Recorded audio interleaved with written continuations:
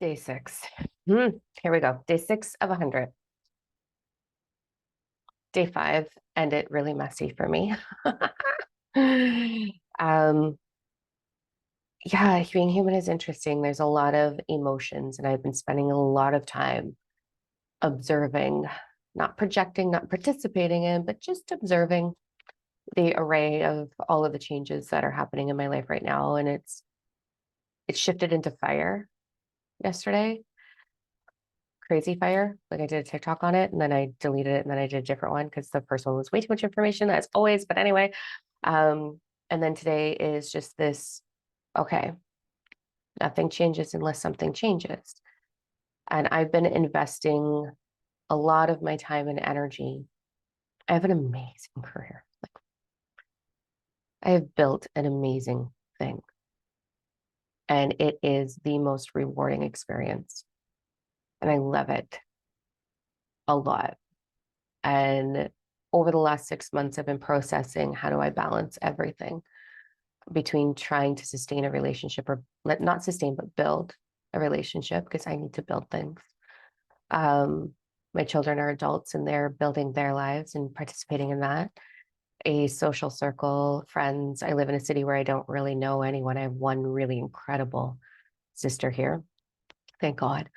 Like my therapist, it's great. Um, yeah, so I started this with, okay, let's get really clear on what I need for fulfillment and that you can't get everything you need from one person, nor one situation, nor one whatever. And taking 2 weeks off of work over the holidays was a real eye opener for me that my life is work. It's my passion, my hobby, my everything. And then it's like I step out of that world and into the relationship world. And now that I'm not doing that, it's like, okay. And I have this bad habit in the past of any time that something ends for me, I immediately go out and keep myself distracted or busy. And then that usually ends up, not the greatest shit because you're just doing it to be distracted. And then I end up reevaluating what I walked away from, whether that's career, person, whatever.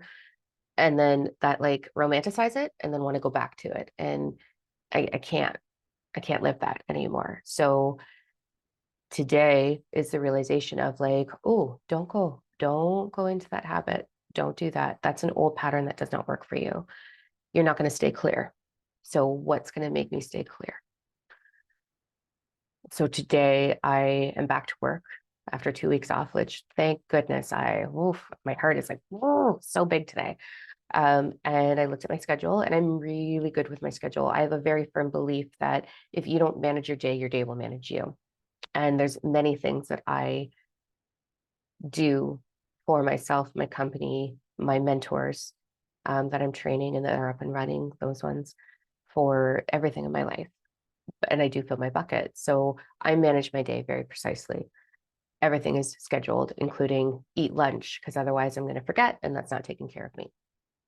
So spent some time, got up early this morning, started revamping my schedule and opening up these big gaps, obviously huge gaps if I'm just me now, right? So it's like, okay, let's not burn ourselves out, but we can take on more clients. Great. Alongside the girls that are doing it as well. And then let's get really uncomfortable. Let's get super fucking uncomfortable. So I'm getting really uncomfortable. I'm getting uncomfortable with absolutely no distractions. So in my schedule, my phone is turned off at 8 p.m. There's no social media. There's no TV. There is no apps. They're gone now. No Netflix, no Disney Plus, none of that. I'm not doing it. I'm going to get really uncomfortable. I was given, as I think I shared already, 8 weeks to live a couple of years ago. And that sort of gave me a different perspective on am I thriving living or am I moving through life?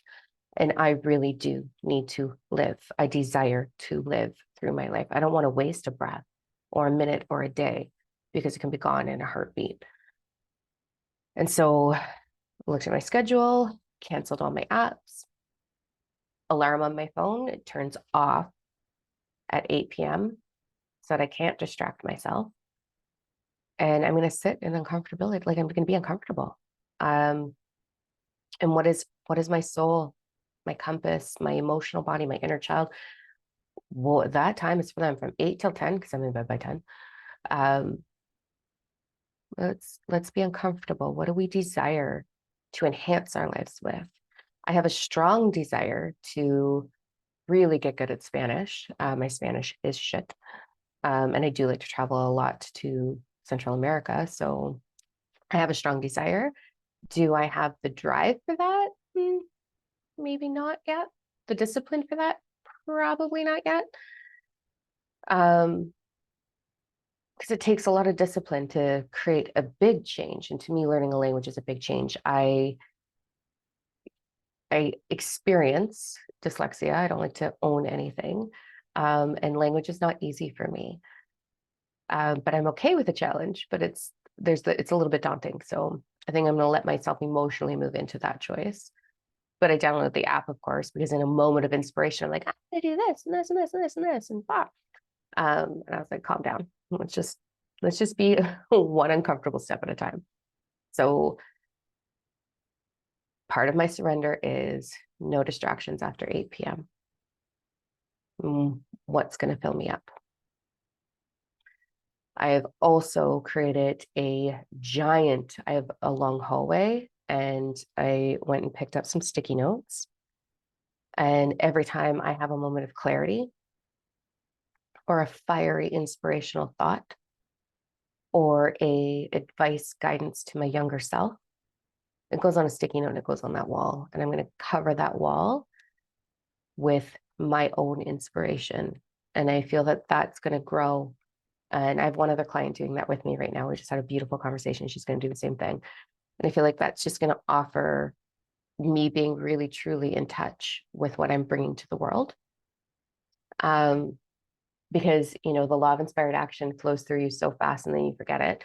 And we are human. Sometimes it's not the easiest thing to stay motivated. Motivation is not natural for humans, but when we are inspired, we are motivated. So I'm creating an inspiration board for my younger self. Moments of big clarity. There's a few like fiery things on that wall right now of like, don't forget this. Don't go into old habits. So there's that.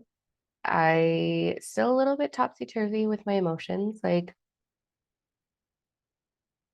really trying to own my truth and listen to that. And it's hard to understand what's the difference between your ego and your heart, your soul. That's a complicated conversation, isn't it?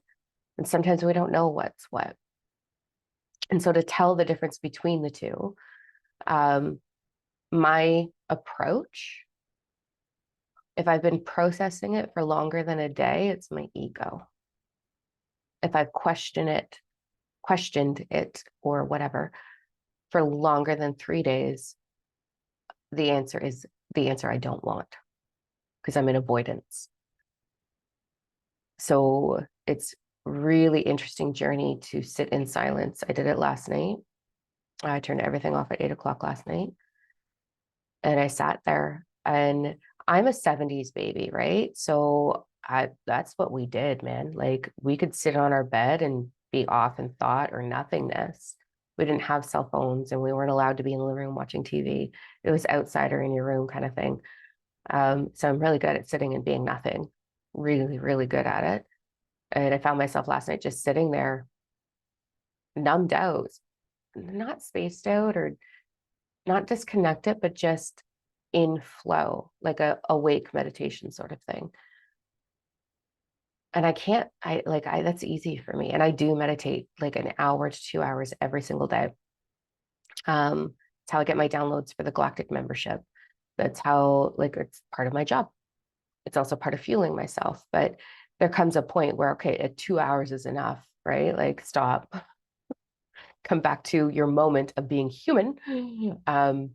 So that's a habit that I can easily slip into as well, is over meditating, like over zenning out, over connecting in, feeling flow move through me, becoming that universal law of oneness. Like when you feel that expansion, it's so euphoric, it's amazing. And so I can drift off into that for an hour, 2 hours. So again, I have to choose to be uncomfortable and not do that as much. This is my desire. I don't want to be blissed out Buddha all the time. I want to enjoy this meat soup. So yeah, today is the day. What makes me uncomfortable? Let's do that. And this isn't a go face fear and it's uncomfortable because I don't like heights. I'm going bungee jumping. This is an extreme. Although I almost cut off my hair. Let me tell you, I paid so much money to get my hair the way it is right now. My gray, my silver's growing in, like really, really growing in. I have like a whole gray streak right here. And I love it. And I'm proud of that. And I think that's like an honor. And so we're trying to get this piece into that silver match so that I can just grow it and not have to, do that thing. But I almost cut it off yesterday, like clippers in hand. I'm not like a Britney shave my head kind of thing. I'm already half shaved, obviously, but like just a faux hawk again. And like that reinventing, I'm reborn and I was so fiery. And luckily I reached out to a friend and she was like, we don't do that anymore. Whew, let's just make little uncomfortable choices, not like, let's not be everything. Because I'm a bit extra sometimes. So yeah, I'm going to get super uncomfortable. I'm going to create my inspiration board. I'm going to plaster it. I have different colored sticky notes. So I've got pink, yellow, orange, and blue. The pink ones are going to be advice to my 20-year-old self, my 30-year-old self, my yesterday self. Um, I think that's kind of a cool journey. Wouldn't it be neat actually to every day be like, dear yesterday self? I think I'm going to do that. Let's do that. Um, yeah, I like that. I'm going to do that as well as everything else. So I'm going to decorate one wall. Um, yeah, man. I'm gonna see what is Diamond like. I haven't been single for 2 years. What is Diamond like? What makes her thrive? So that's what I'm doing. All right, day 6 of surrender. It's January 2nd. I feel like it's gonna be a great day. I hope you guys have an amazing day. Okay, not hope. Hope is a 50-50. If you're using the word hope, let's stop. Let's make that on the agenda. Hope is the frequency of it may or may not happen.